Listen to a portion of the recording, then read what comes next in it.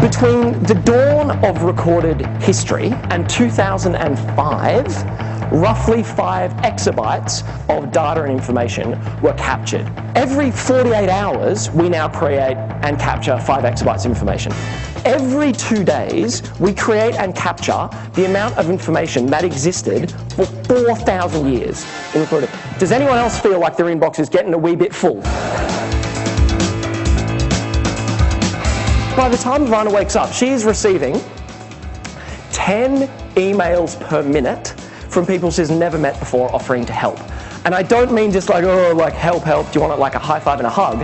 Help, help.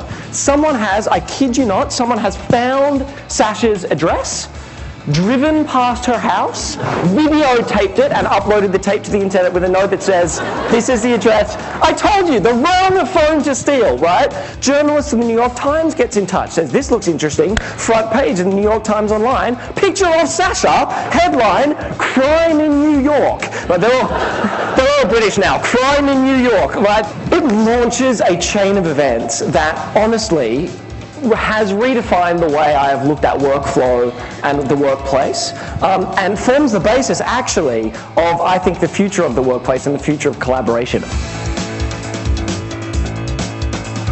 What you've got in that Ivana story is a whole lot of people with disparate, varying, almost non-overlapping areas of expertise, almost non-overlapping spheres of influence, coming together.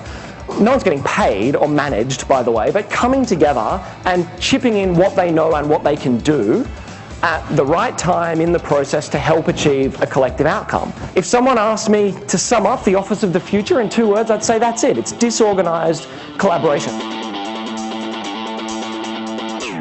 How did Sony manage to not invent the iPod? What did Sony own at the turn of the century? The Walkman, absolutely. My parents have told me about them. They were this big and you carried them. Ah, come on. What else do they own? Everything is a correct answer, by the way, to this question, right? Music, they own distribution. You could walk into a Sony store and buy music. They had distribution channels, distribution partners. Every single piece of the iPod puzzle was owned by Sony. Peter Gruber, who's the ex-vice president of Sony Pictures, was asked specifically, Peter, how did you manage to miss the iPod? And what he says is, we wish we invented the iPod. He said the reason we missed it, these were in his words, is that we were so deep in the silos.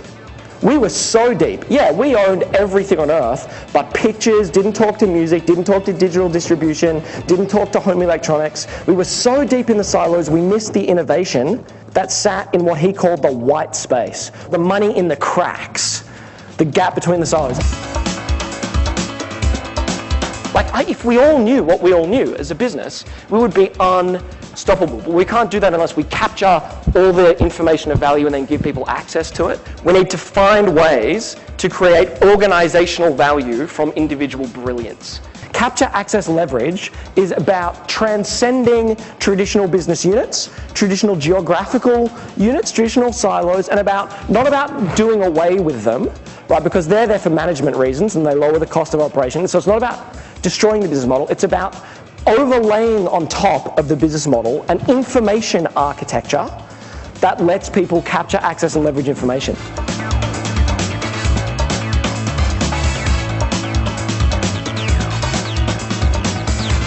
$740 million people have done it with their social stuff on Facebook. If it was a country, it would be the 5th largest by population in the world.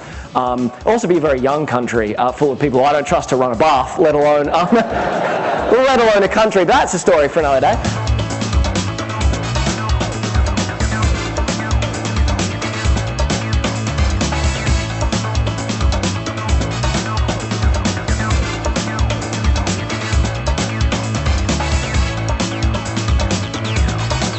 So leveraging semantic technologies, in this one office now, every document that's created and every instant message that's sent is recorded.